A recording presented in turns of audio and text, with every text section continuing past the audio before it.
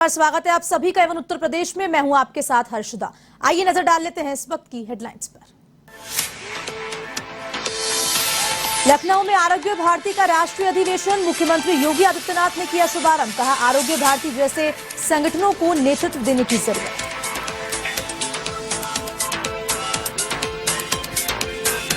रक्षा मंत्री राजनाथ सिंह ने मुलायम सिंह यादव से की मुलाकात, स्वास्थ्य के लिए जानकारी। विधानसभा अध्यक्ष सतीश महाना ने भी जाना हाल। कहा, तबीयत में सुधार और दुआओं की जरूरत।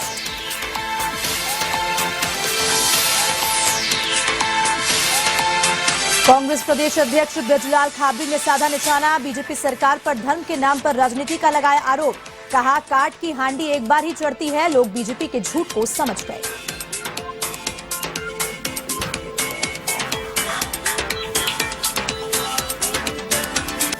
उत्तर प्रदेश में गोला गोकर्णनाथ विधानसभा सीट पर उपचुनाव, भाजपा ने अमन गिरी को बनाया प्रत्याशी, तो वहीं समाजवादी पार्टी ने विनय तिवारी को दिया टिकट।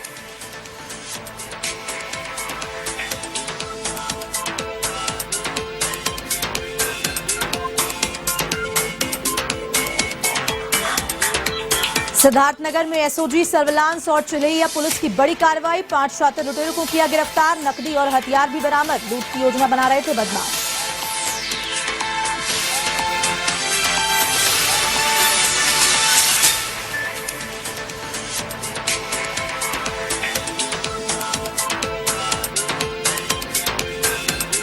अब खबरें विस्तार से। लखनऊ में आरोग्य भारती का 2 दिवसीय राष्ट्रीय अधिवेशन शुरू है, जिसका उद्घाटन सीएम योगी आदित्यनाथ और केंद्रीय स्वास्थ्य मंत्री डॉक्टर मनसुख मांडविया ने किया। इस दौरान राष्ट्रीय स्वयंसेवक संघ के सह कार्यवाह डॉक्टर मनमोहन वैद्य भी मौजूद रहे।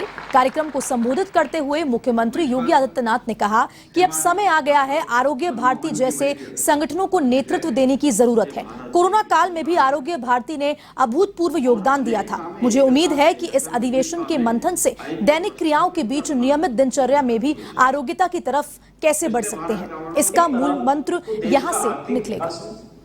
वही दूसरी तरफ स्वास्थ्य पर होने वाले खर्च से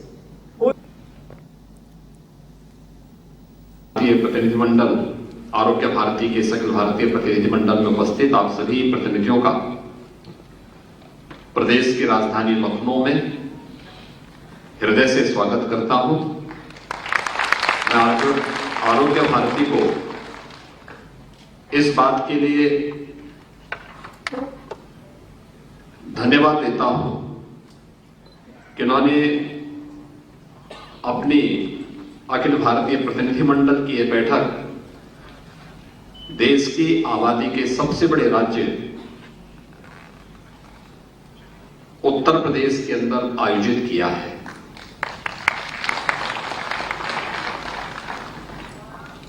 हम सब जानते हैं उत्तर प्रदेश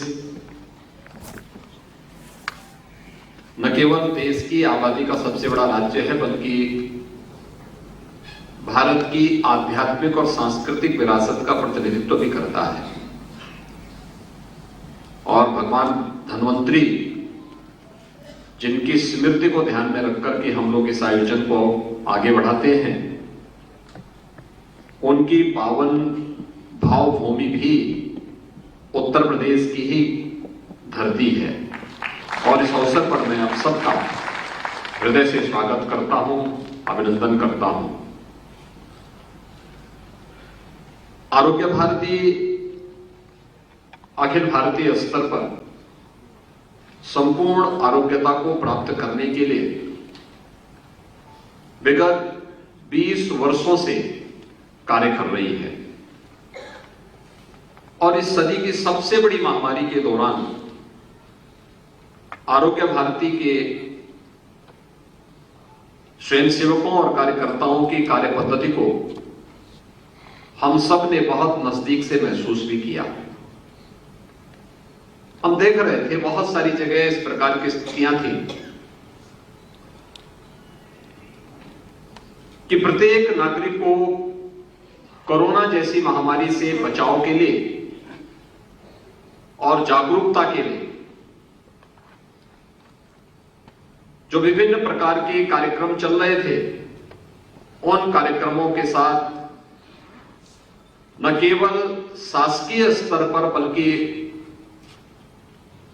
आम जनमानस की सहभागिता के माध्यम से जन जागरूकता के जिस कार्यक्रम को हाथ में लिया गया था, इसे आगे बढ़ाने की जब बात सामने आई थी, तो आरोग्य भारती उन कुछ चुनिंदे संगठनों में से एक था जिसने सरकार के साथ कदम से कदम मिलाकर के रक्षा मंत्री राजनाथ सिंह ने गुरुग्राम के मेदांता अस्पताल में उत्तर प्रदेश के पूर्व मुख्यमंत्री मुलायम सिंह यादव से मुलाकात की और स्वास्थ्य की जानकारी ली। मेदांता मेडिसिटी हॉस्पिटल में भर्ती मुलायम सिंह यादव के स्वास्थ्य में गिरावट हो रही है। उन्हें किडनी में संक्रमण की समस्या बढ़ गई है। इसके बाद उन्हें इस समस्या के संबंध में सबसे एडवांस सपोर्ट पर रखा गया है। वे डॉक्टरों की निगरानी में हैं। वहीं विधानसभा अध्यक्ष सतीश महाना ने भी मेदांता में नेताजी का हालचाल जाना। उन्होंने कहा कि तबियत में सुधार है और दुआओं की भी जरूरत है।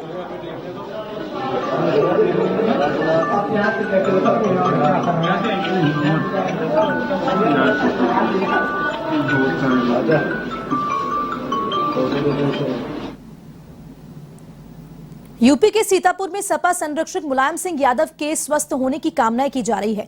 पूर्व विधायक रामपाल यादव ने अपने सैकड़ों समर्थकों के साथ हवन पूजन किया और ईश्वर से प्रार्थना की कि जल्दी मुलायम सिंह स्वस्थ होकर अपने घर वापस आएं। इस दौरान रामपाल यादव ने बताया कि कुछ दिनों से नेताजी अस्वस्थ हैं और अस्पताल में इलाज चल रहा है। यादव संघर्ष करेगा, सब समाज के लिए संघर्ष करेगा।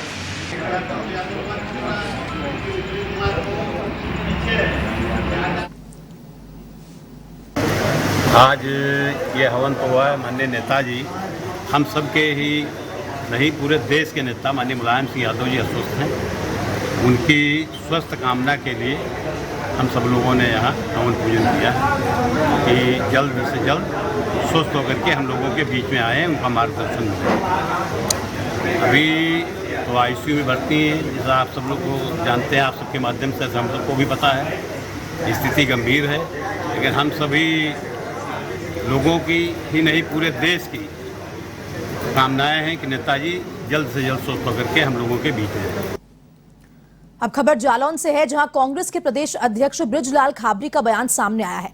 उन्होंने भाजपा सरकार पर हिंदू मुस्लिम करके जुमेलबाजी करने के आरोप लगाए। उन्होंने कहा कि काट की हांडी एक बार ही चढ़ती है और लोग अब भाजपा के झूठ को समझ गए हैं। देश अब कांग्रेस की भारत जोड़ो यात्रा में राहुल गांधी के पीछे चल पड़ा है। तक सवाल बीएमडी का है, तो लोगों की सोच है। पार्टी ने तो केवल एक वर्कर होने के नाते, तक सवाल बीएमडी का है, तो लोगों की सोच है। पार्टी ने तो केवल एक वर्कर होने के नाते जिम्मेवारी दी है और हर पार्टी अपने वर्कर को जिम्मेवारी देती है, छोटी बड़ी। उसमें मुझे भी एक जिम्मेवारी दी गई है। नहीं, कांग्रेस की कोई सेंधमारी नहीं है। कांग्रेस ने तो तमाम हिस्सों में बटे भारत को एक करने की नीति अपनाई है। राहुल जी, आदरणीय राहुल जी हमारे कन्याकुमारी से भारत जोड़ो यात्रा पर निकले हुए हैं और कन्याकुमारी तक जाएंगे और कश्मीर तक जाएंगे। तो वो न किसी जाति, न किसी धर्म, न किसी भेदभाव के बारे में पड़े हुए चक्कर में, वो सीधे भारत को जोड़ने के लिए हर आदमी के, चाहे किसी जाति का हो, चाहे किसी धर्म का हो, चाहे किसी मजहब का हो, सबके साथ प्यार बांटते हुए चले जा रहे हैं। तो जो नफरत फैलाने वाले लोग हैं उनके पेट में दर्द होना स्वाभाविक है। अच्छा, तो बुंदेलखंड का किला सबसे मजबूत है जी। रानी लक्ष्मीबाई का किला इतना कमजोर नहीं था। अंत तक, जब तक उनकी जान रही तब तक वो लड़ी। और पता नहीं लोग कैसे बुंदेलखंड के किलों को कमजोर आंक रहे हैं। बुंदेलखंड का किला बहुत मजबूत है और उस मजबूती का प्रमाण आपको आने वाले टाइम में मिल जाए। उत्तर प्रदेश में विधानसभा उपचुनाव के लिए बीजेपी और एसपी ने अपना प्रत्याशी घोषित कर दिया है। लखीमपुर खीरी के गोला गोकर्णनाथ से भाजपा ने अमन गिरी को अपना प्रत्याशी घोषित किया है, तो वहीं समाजवादी पार्टी ने इस सीट पर चुनाव लड़ने के लिए अपने प्रत्याशी के नाम का ऐलान कर दिया है। सपा ने पूर्व विधायक विनय तिवारी को उम्मीदवार बनाया है। आपको बता दें कि 6 सितंबर को भाजपा विधायक अरविंद गिरी की लखनऊ में मीटिंग में जाते समय हार्ट अटैक से मौत हो गई थी। इनके निधन के बाद से सीट खाली हो गई थी।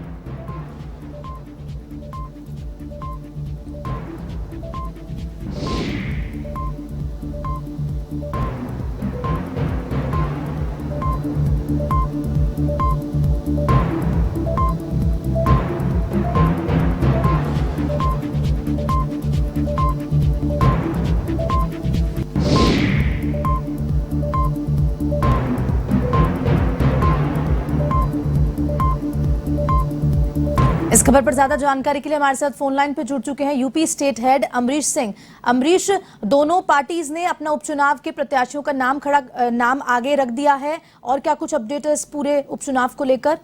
देखिए हर्षदा, विधानसभा चुनाव में गोला गोकर्णनाथ सीट पर उपचुनाव होना है और यहां से बीजेपी विधायक अरविंद गिरी के बीते दिनों निधन हो गया था, जिसके बाद ये सीट रिक्त हुई थी। बीजेपी विधायक अरविंद गिरी का निधन हार्ट अटैक से हुआ था।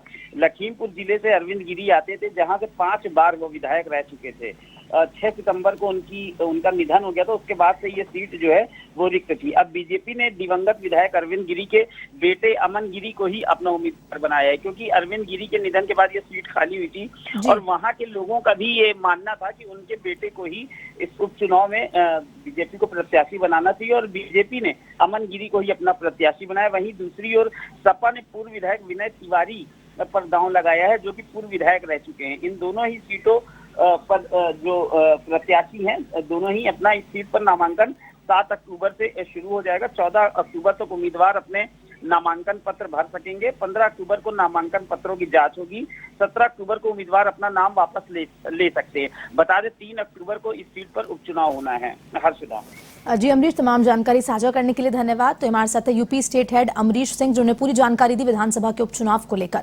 बढ़ते हैं अगली खबर की ओर। वाराणसी जिलाधिकारी कौशल राज शर्मा को वाराणसी का नया मंडलायुक्त बनाया गया है। आपको बता दें, वाराणसी के मंडलायुक्त दीपक अग्रवाल शनिवार को केंद्र में प्रतिनियुक्ति के लिए रिलीव हो गए। उनकी जगह कौशल राज शर्मा को वाराणसी का नया मंडलायुक्त बनाया गया। फिलहाल कौशल राज शर्मा के पास मंडलायुक्त की जिम्मेदारी के साथ साथ ही जिला अधिकारी वाराणसी का भी अतिरिक्त प्रभार बना रहेगा। इस बाबत शासन ने आदेश जारी किया है।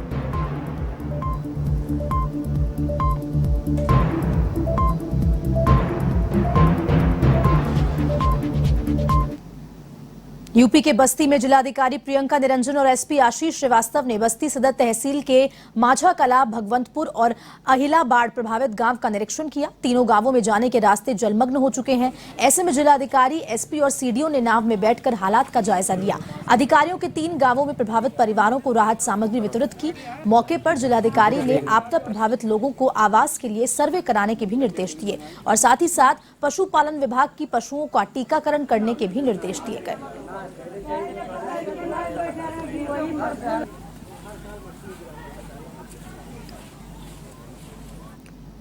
यूपी की गोंडा पुलिस ने लावारिस शव मिलने के मामले का खुलासा कर दिया है। इस मामले में पुलिस ने 2 आरोपियों को गिरफ्तार किया है। गिरफ्तार आरोपी कंवल सिंह और टोनी शेरगिल है। आरोपियों ने एक कार बुक की थी। इसके बाद लूट के इरादे से कार चालक की हत्या कर शव को सड़क किनारे फेंक दिया था। फिलहाल पुलिस दोनों आरोपियों से पूछताछ कर रही है। अन्य आरोपियों की भी तलाश की जा रही है।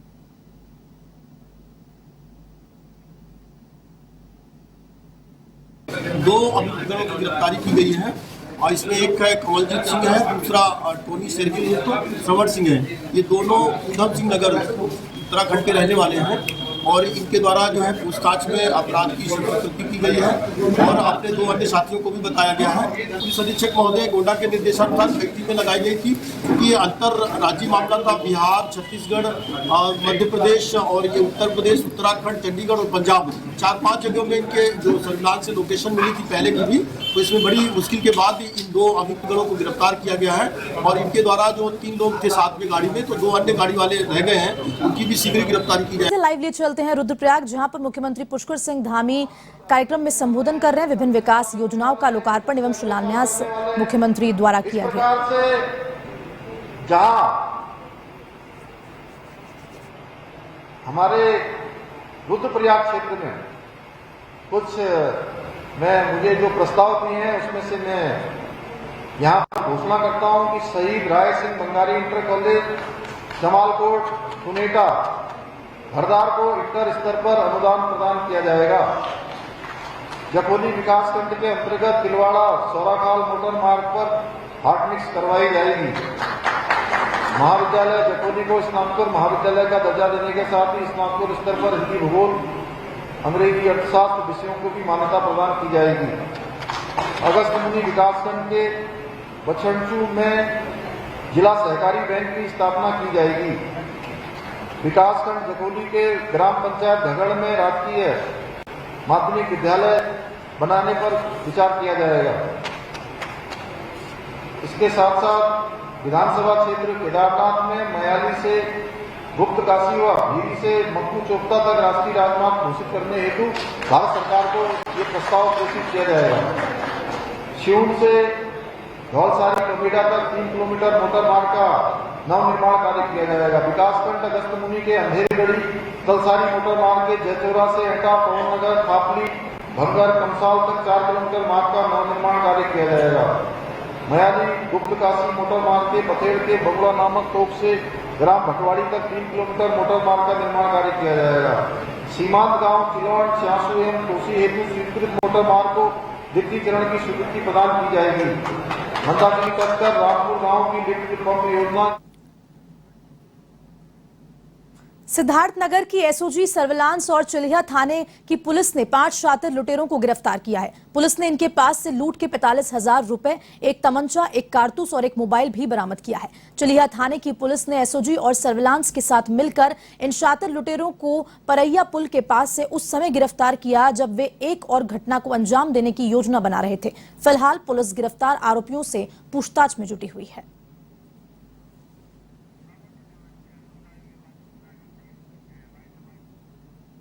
थाना चिलिया क्षेत्रांतर्गत एक ग्राहक सेवा केंद्र संचालक जब वो अपनी दुकान से शाम को वापस आ रहा था तो उसके साथ बाइक सवार बदमाशों द्वारा लूट की घटना कारित की गई थी। इसमें आज हमारी एसओजी टीम और थाना चिलिया की टीम ने सराहनीय कार्य करते हुए घटना का अनावरण कर 5 अभियुक्तों की गिरफ्तारी की गई है। साथ ही लूट की घटना में लूटी गई संपत्ति का 100% बरामदगी की गई है।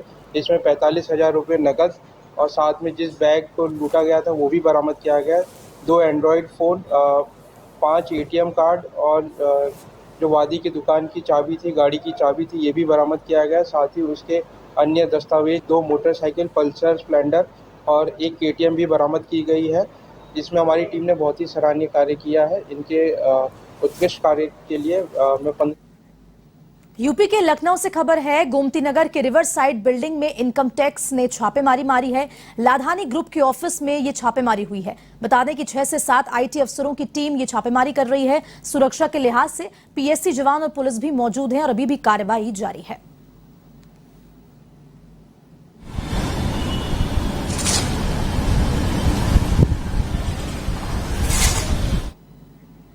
राजधानी लखनऊ में बगला बाजार थाना क्षेत्र की केवीएस यूपी कॉलोनी में एक घर में आग लग गई, जिसमें लाखों का सामान जलकर खाक हो गया। आग लगने के बाद कॉलोनी में अफरा तफरी का माहौल बन गया। आग ने घर में रखा सामान चपेट में ले लिया। गनीमत रही कि घर में रखे सिलेंडर ने आग नहीं पकड़ी। सूचना के बाद मौके पर पहुंची दमकल ने आग पर काबू पाया। आ जाएगी। ये क्या जल रहा है? हापुड़ में एक बार फिर से पुलिस और बदमाशों के बीच मुठभेड़ हुई, जिसमें पुलिस की गोली से बदमाश घायल हो गया और बदमाश को घायल अवस्था में गिरफ्तार कर लिया गया, जिसके कब्जे से अवैध असला और एक बाइक बरामद की गई है। गिरफ्तार बदमाश ने प्रारंभिक पूछताछ में अपना नाम अभिषेक उर्फ पोलार्ड बताया है, जो थाना मवाना जनपद मेरठ का रहने वाला है। थाना बहादुरगढ़ की टीम और एसओजी की टीम चेकिंग कर रही थी पलवाड़ा मोड़ नहर के बंबे पर, जब समय 4:30 पौने 5 के बीच एक सामने से बाइक आती थी। बाइक चालक बदमाश को रोका गया तो उसने बाइक ना रोककर यहाँ कच्ची सड़क की तरफ मोड़ दी, फिसल कर गिर गया और पुलिस के ऊपर फायरिंग शुरू कर दी। जवाबी फायरिंग में बदमाश के पैर पर एक गोली लगी है और उपचार हेतु अस्पताल भेजा जा चुका है। उसके पास से एक 315 बोर का तमंचा, 315 बोर की एक खाली खोखा और 315 बोर का एक कारतूस, जिंदा कारतूस, सीटी 110 बाइक बरामद हुए हैं। बदमाश का नाम अभिषेक उर्फ पोलार्ड। बुंदेलखंड के झांसी जिला कारागार में बंद सपा के पूर्व विधायक गरौठा दीप नारायण सिंह यादव से मुलाकात करने के लिए 10 अक्टूबर को राष्ट्रीय अध्यक्ष अखिलेश यादव के निर्देश पर सपा का प्रतिनिधि मंडल मुलाकात करने के लिए जाएगा, जिसमें पूर्व राज्यसभा सांसद डॉक्टर चंद्रपाल सिंह यादव समेत 11 पदाधिकारी शामिल होंगे। ये जानकारी प्रदेश अध्यक्ष नरेश उत्तम पटेल ने दी है।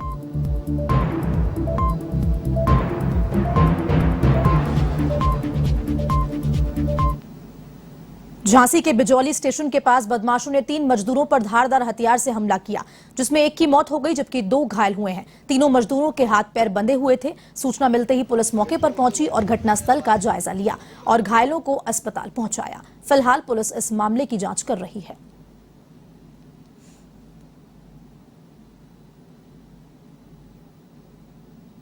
झांसी जनपद में बिजौली रेलवे स्टेशन है जो प्रेमनगर थाना क्षेत्र के अंतर्गत आता है। इसका आसपास एक बाउंड्री वॉल का अंदर जो ज़मीन में एक व्यक्ति का डेड बॉडी मिली है। सूचना मिलते ही प्रेमनगर और बबीना थाना क्षेत्र का फोर्स मौके पर आ गया था और छानबीन किया गया और मैं और मेरा पूरा टीम यहाँ मौके पर मौजूद है। इसमें जो मृतक है इनका उम्र 42 वर्ष है। ये इनका हाथ पैर बांधा हुआ है और इनको हथौड़ा से मारा गया है जो मौके पे मिला है। जो पूछताछ में ये पता चल रहा है कि रात्रि में यहाँ पे इनका साथ 6 और अन्य लोग मौजूद थे।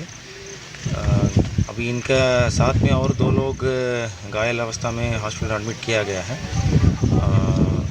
इस घटना को खुलासा करने के लिए 2 अलग अलग टीम बनाई गई है। प्रथम दृष्टया अभी ज़मीनी विवाद लग रहा है, बट पूरा इन्वेस्टिगेशन के बाद हर चीज़ क्लियर हो सकता है। उत्तर प्रदेश के सहारनपुर में कोट रोड पर स्थित एक कपड़े के शोरूम में भीषण आग लग गई। आग की लपेट धीरे धीरे बढ़ने लगी और शोरूम में रखा सामान जलकर खाक हो गया। सूचना के बाद मौके पर पहुंची दमकल ने कड़ी मशक्कत के बाद आग पर काबू पाया। फिलहाल आग लगने के कारणों का पता नहीं लग पाया है।